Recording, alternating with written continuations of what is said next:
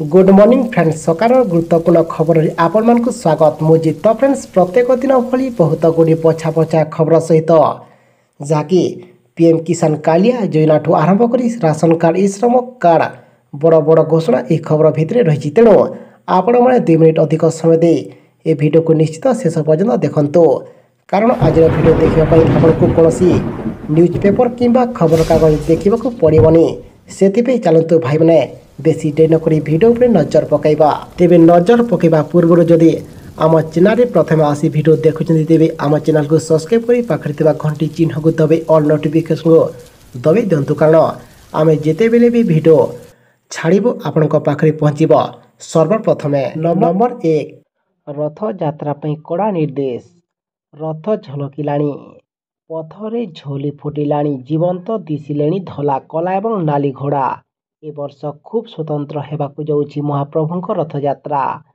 5 दशंधि पर पड़ी विरल संजोग गोटे दिन में नव यौवन नेत्रोत्सव और घोषयात्रा से रविवार सहज आरंभ होती नीतिकांति तेरे पहंडी आरंभ होला बेलको दिन प्राय 1:10 मिनिट एवं छेरा पहरा और अन्य नीतिकांति पर अपराह 4:05 भितर आरंभ होगा रथ टणा तेबे चलित वर्ष रथयात्रा लक्षाधिक लोकों जनसमागम हेब यहाको दृष्टि रखी बस यात्री मानक राज्य परिवहन विभाग स्वतंत्र व्यवस्था आरंभ करिछि।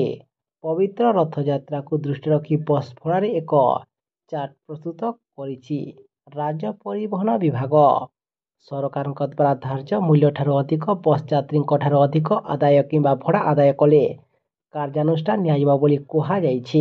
परवर्ती खबर आसिला पुणी समस्त छात्र छात्री बड़ खबर सोमवार जुलाई 8 तारिख बंद रहिबो राज्य सरकार उच्च शिक्षा विभाग अधीन थिबा समस्त विश्वविद्यालय एवं महाविद्यालय आज एने सूचना देइछंती लोक संपर्क विभाग रथयात्रा छुट्टी घोषणा करा जाइछि। विश्व प्रसिद्ध पुरी रथयात्रा पूर्व राज्य सरकार 8 तारिख को छुट्टी घोषणा करथिले।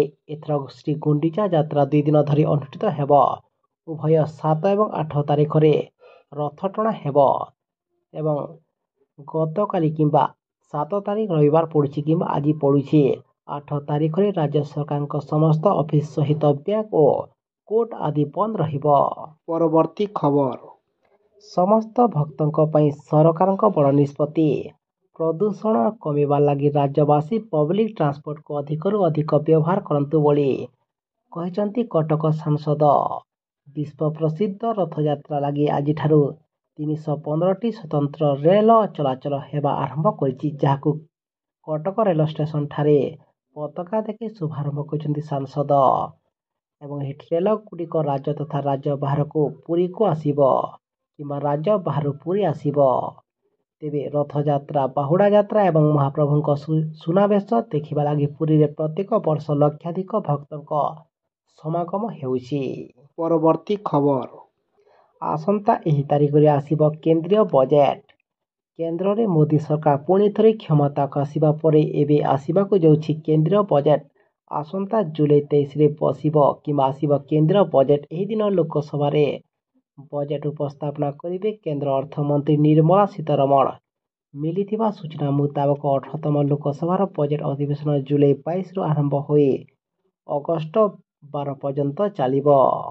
परवर्ती खबर एणिकी प्रति सब डिविजन रे हेब शीतल भंडार कहले मुख्यमंत्री प्रति सब डिविजन रे निर्माण हेब शीतल भंडार एने मुख्यमंत्री मोहन चरण माझी सूचना प्रदान करिसंती।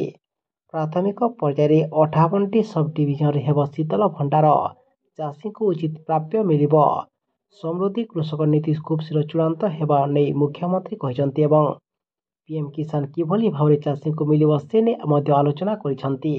परवर्ती खबर आसिला पुणी लक्ष्मी बस योजना को नहीं पुणी एक बड़ खबर नुआ सरकार तत्कालीन सरकार योजना गुड़ी को बंद करी नाहंती किंतु किछि योजना नाम एवं रंग बदलेबाकू निष्पत्ति नैछंती। एबे यहाकू विरोधी दल किंबा करिछि पूर्वतन शासक दल तथा एबे विरोधी दल बिजु जनता दल मोहन सरकार को निष्पत्ति को विरोध कर आगामी दिन में राज्य रास्ता को बिजेडी ओह्लेब बोली दलर नेत्री आज सूचना दे कहिसंती ଏବଂ ପୂର୍ବ ସରକାର କ୍ଷମତାକୁ ଯିବାର ପାଖାପାଖି 6-7 ମାସ ପୂର୍ବରୁ ଲକ୍ଷ୍ମୀ ବସ୍ ଯୋଜନାର ଶୁଭାରମ୍ଭ କରିଥିଲେ। ଗାଁ ଲୋକେ ସହରକୁ କମ୍ ପଇସାରେ କିଭଳି ଆସିବେ ସେ ଯୋଜନାର ଲକ୍ଷ୍ୟ ରହିଛି। ଏବେ ସରକାର ଏହି ଯୋଜନାକୁ ବନ୍ଦ କରିନାହାନ୍ତି, କିନ୍ତୁ ଲକ୍ଷ୍ମୀ ବସ୍ର ମୁଖ୍ୟମନ୍ତ୍ରୀ ବସ୍ ସେବା ଏବଂ ସବୁଜ ରଙ୍ଗକୁ ଗେରୁଆ ରଙ୍ଗ କରିବା ଦେଖିବାକୁ ମିଳିଛି, ଯାହାକୁ ବିରୋଧ କରି ଏବେ ବିରୋଧୀ ଦଳ ଏବେ ରାଗି ଯାଇଛନ୍ତି। ପରବର୍ତ୍ତୀ ଖବର, ଡ୍ୟୁଟି ଖିଲାପକାରୀଙ୍କ ବିରୋଧରେ ହେବ କଡ଼ା କାର୍ଯ୍ୟାନୁଷ୍ଠାନ। ଆକ୍ସନ ମୋଡରେ ମତ୍ସ୍ୟ ଏବଂ ପଶୁ ସମ୍ପଦ ମନ୍ତ୍ରୀ ଗୋକୁଲାନନ୍ଦ ମଳିକ ତେବେ ଅଚାନକ ସହିତ ନଗରସ୍ଥିତ ଉପଖଣ୍ଡସ୍ଥିତ ପ୍ରାଣୀ ଚିକିତ୍ସାଳୟକୁ ଗସ୍ତ କରି ପରଖିଛନ୍ତି ସ୍ଥିତି।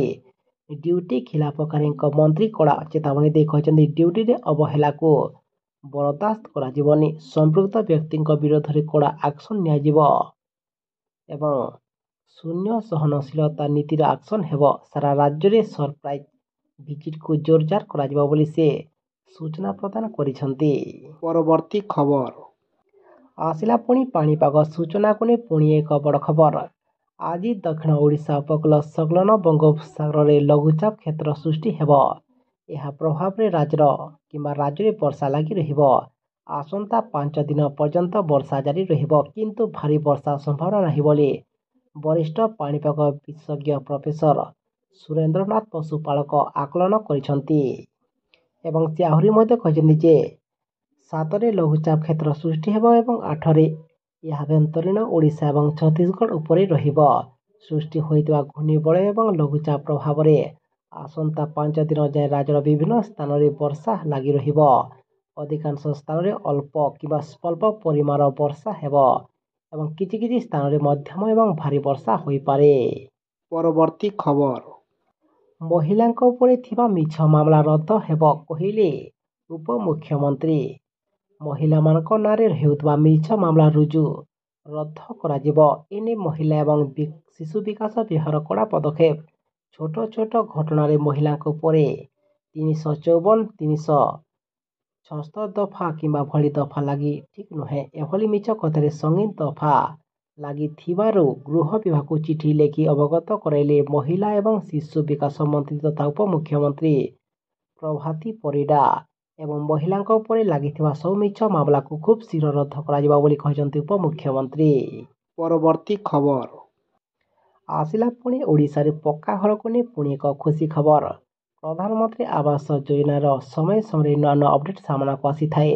ବର୍ତ୍ତମାନ ଆଉ ଏକ ନୂଆ ଅପଡେଟ୍ ସାମ୍ନାକୁ ଆସିଛି, ଯାହା ରାଜ୍ୟବାସୀଙ୍କୁ ଖୁସି କରିଦେବ। ପ୍ରଧାନମନ୍ତ୍ରୀ ଆବାସ ଯୋଜନାରେ ଏବେ ରାଜ୍ୟରେ 5 ଲକ୍ଷ ନୂଆ ଘର ନିର୍ମାଣ କରିବାକୁ ଯୋଜନା କରୁଛନ୍ତି ସରକାର, ଯାହାକି ରାଜ୍ୟରେ ବିଜେପି ସରକାର ଗଠନ ପରେ ଦିଲ୍ଲୀରେ ଗୁରୁତ୍ୱପୂର୍ଣ୍ଣ ପ୍ରାକ୍ ବଜେଟ୍ ପରାମର୍ଶ ବୈଠକରେ ଓଡ଼ିଶା ସରକାର କେନ୍ଦ୍ର ପାଖରେ ରଖିଛନ୍ତି ଅନେକ ଦାବି। ଏହି କ୍ରମରେ ରାଜ୍ୟରେ ବିକାଶ ପାଇଁ ଅନେକ ଦାବି ରଖିଛନ୍ତି ସରକାର। ସବୁଠାରୁ ମହତ୍ତ୍ୱପୂର୍ଣ୍ଣ ଦାବି ହେଲା PMAY ଯୋଜନାରେ 5 ଲକ୍ଷ ଘର ମାଗିଥିବା ଉପମୁଖ୍ୟମନ୍ତ୍ରୀ ସୂଚନା ପ୍ରଦାନ କରିଛନ୍ତି। 5 ଲକ୍ଷ ଘର ପାଇଁ କେନ୍ଦ୍ର ବଜେଟ୍ରେ ଆବଣ୍ଟନ କରାଯିବ ବୋଲି କନକବର୍ଦ୍ଧନ ସିଂଦେଓ ଏ ସୂଚନା ପ୍ରଦାନ କରିଛନ୍ତି। ପରବର୍ତ୍ତୀ ଖବର, ଆସିଲା ପୁଣି କାଳିଆ ଏବଂ PM କିଷାନ ଯୋଜନାକୁ ନେଇ ଖୁସି ଖବର। କୃଷକମାନଙ୍କ ପାଇଁ ଏକ ବଡ଼ ଘୋଷଣା କରିଛନ୍ତି ରାଜ୍ୟ ସରକାର। ଏଣିକି ରାଜ୍ୟ ସରକାରଙ୍କ କାଳିଆ ଯୋଜନାରେ ଲାଭବାନ ହେଉଥିବା କିମ୍ବା ହୋଇଥିବା ହିତାଧିକାରୀମାନେ ପ୍ରଧାନମନ୍ତ୍ରୀ କିଷାନ ଯୋଜନାରେ ସାମିଲ ହେବେ। କୃଷକମାନଙ୍କର ଆର୍ଥିକ ବିକାଶ କ୍ଷେତ୍ରରେ ଆଉ ଏକ ପଦକ୍ଷେପ ନେଇଛନ୍ତି ବିଜେପି ସରକାର। ନିର୍ବାଚନ ସମୟରେ ବିଜେପି ଦେଇଥିବା ପ୍ରତିଶ୍ରୁତିକୁ ଏବେ ପୂରଣ କରିବା ଆରମ୍ଭ କରିଛନ୍ତି ସରକାର। ଏବଂ ଆଉ କୌଣସି ଯୋଜନାକୁ ନେଇ ଯଦି ସରକାର ଘୋଷଣା କରିବେ କିମ୍ବା ଆନାଉନ୍ସ କରିବେ କିମ୍ବା ଆଉ କିଛି ଅପଡେଟ୍ ଦେବେ, ଆମେ ଆପଣଙ୍କୁ ଆଉ ଗୋଟେ ଭିଡ଼ିଓ ମାଧ୍ୟମରେ ଆମ ଏହି ଚ୍ୟାନେଲ ମାଧ୍ୟମରେ ଆପଣଙ୍କ ପାଇଁ ସର୍ବପ୍ରଥମେ ଆଣିଦେବୁ। ତାକୁ ଦେଖି ଆପଣମାନେ କନଫର୍ମ ହୋଇଯିବେ। ସେଥିପାଇଁ ଆମ ସହ ଆପଣମାନେ ସଦା ସର୍ବଦା ଯୋଡ଼ି ହୋଇ ରହିଥାନ୍ତୁ। ପରବର୍ତ୍ତୀ ଖବର, ରାସନ କାର୍ଡଧାରୀଙ୍କ ପାଇଁ ଆସିଲା ବଡ଼ ଖବର। ରାସନ କାର୍ଡଧାରୀଙ୍କ ପାଇଁ ବଡ଼ ଚେତାବନୀ। ଆସନ୍ତା ମାସରୁ ଆଉ ମିଳିବନି ମାଗଣା ରାସନ। ତେବେ ଯଦି ଆପଣ ମଧ୍ୟ ପ୍ରଧାନମନ୍ତ୍ରୀ ଗରିବ ରାସନ ଯୋଜନାରେ ଅଧିକାରୀ, ତେବେ ଆପଣଙ୍କୁ ସତର୍କ ରହିବା ଆବଶ୍ୟକ, କାରଣ ବିଭାଗ ଅନେକ ଲୋକଙ୍କୁ ରାସନରୁ ଖୁବ୍ ଶୀଘ୍ର ବନ୍ଦ କରିବାକୁ ପ୍ରସ୍ତୁତ ହେଉଛନ୍ତି। ଯେଉଁମାନେ ମାଗଣା ରାସନ ପାଇଁ ଯୋଗ୍ୟ ବିବେଚିତ ନୁହନ୍ତି, ସେମାନଙ୍କ ରାସନ କାର୍ଡ କଟିବା ନେଇ ଫାଇଲ ପ୍ରସ୍ତୁତ ହେଉଛି। ବାସ୍ତବରେ 80 କୋଟିରୁ ଅଧିକ ଲୋକ ମାଗଣା ରାସନ ପାଇଛନ୍ତି। ଅନୁସନ୍ଧାନକାରୀ ସଂସ୍ଥାର ସୂତ୍ରରୁ ମିଳିଥିବା ସୂଚନା ଅନୁସାରେ ପ୍ରତ୍ୟେକ ରାଜ୍ୟରେ ନକଲି ରାସନ କାର୍ଡଧାରୀ ଅଛନ୍ତି। ବର୍ତ୍ତମାନ ଏହିପରି ଲୋକଙ୍କୁ ଚିହ୍ନଟ କରାଯାଉଛି, ଯାହାଦ୍ୱାରା ଯୋଗ୍ୟ ବ୍ୟକ୍ତି ଏହି ଯୋଜନାର ଲାଭ ଉଠାଇ ପାରିବେ। ଏହି ଯୋଜନାରେ ଜାଲିଆତି ହେତୁ ଅନେକ ଅଯୋଗ୍ୟ ବ୍ୟକ୍ତି ମଧ୍ୟ ଏହି ଯୋଜନାରେ ଲାଭ ପାଉଛନ୍ତି।